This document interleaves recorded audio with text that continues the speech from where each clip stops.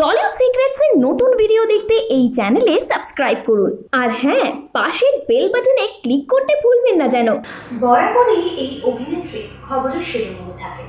একদম বিটাউনে পা রাখার পর মানে কেরিয়ারের শুরু থেকে অভিনয় হোক কিংবা তার ব্যক্তিগত জীবনের ওঠাপড়া, এই সমস্ত খুঁটিনাটি কিন্তু দর্শকদের নজর এড়াবার জন্য।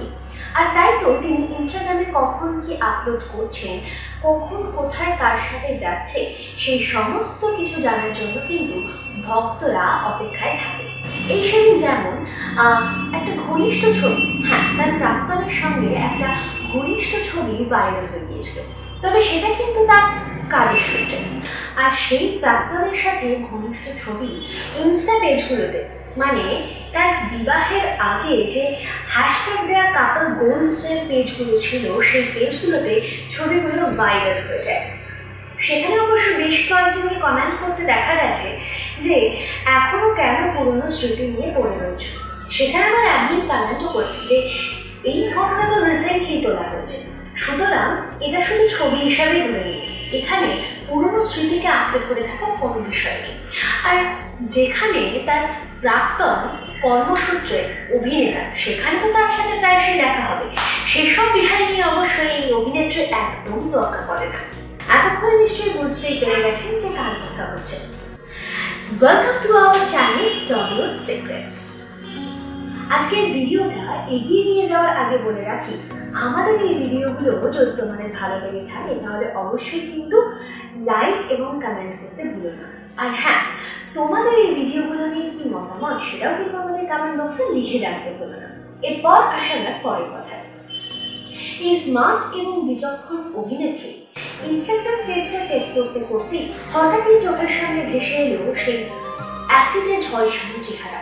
তবুও টোল করা অমায়িক হাসিটি তার মুখে তখনও বর্তমান, এবং সঙ্গে সঙ্গে ছবিটি পোস্ট করতেই এক নিমেষে ইন্টারনেটে ছবিটি ভাইরাল হয়ে যায়।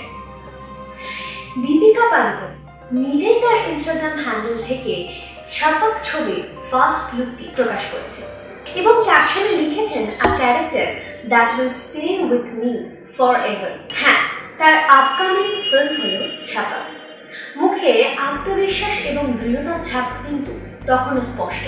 রিয়েল লাইফেও কিন্তু সে যোদ্ধাই বটে, কখনো মাস্তানি, কখনো রানী পদ্মাবতী, আবার এখন তিনি এক সাহসিনী নারীর চরিত্রে। এই ছবিতে তার চরিত্রের নাম হচ্ছে মালতী। অ্যাসিড আক্রান্ত লক্ষ্মী আগরওয়ালের বায়োপিকে মুখ্য ভূমিকায় দেখা যাবে তাকে। এই ছবিটি মুক্তি পাবে 10ই মার্চ 2020-তে। তার সাহসের প্রশংসা করতে হয়। ডি গ্ল্যামারাস বা নো মেকআপ লুকে অনেক নায়িকাই কিন্তু পর্দার সামনে সাবলীল, তবে তার মতো এরকম একটা চেহারার রূপান্তর না আগে কখনো কেউ করার সাহস দেখিয়েছে বলে মনে করছে না।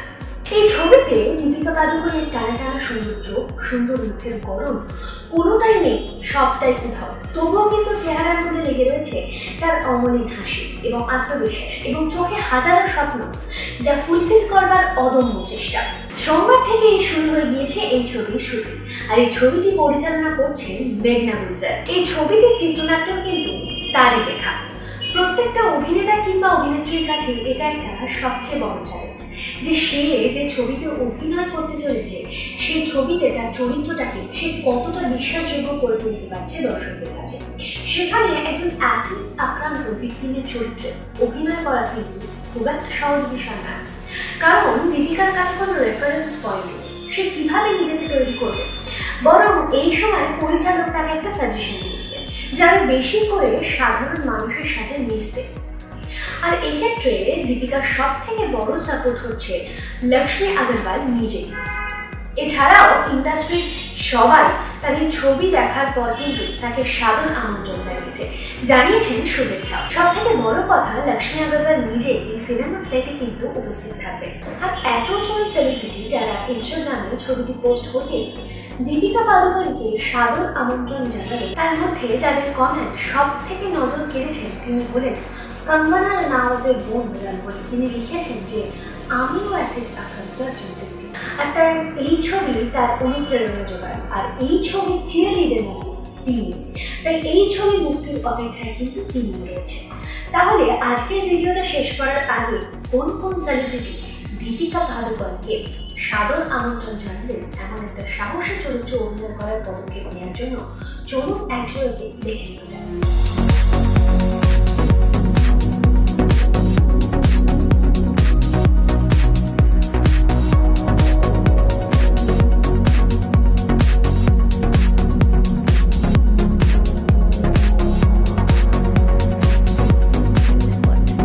বিনোদন জগতের লেটেস্ট আপডেট পেতে ফলো করুন টলিউড সিক্রেটস।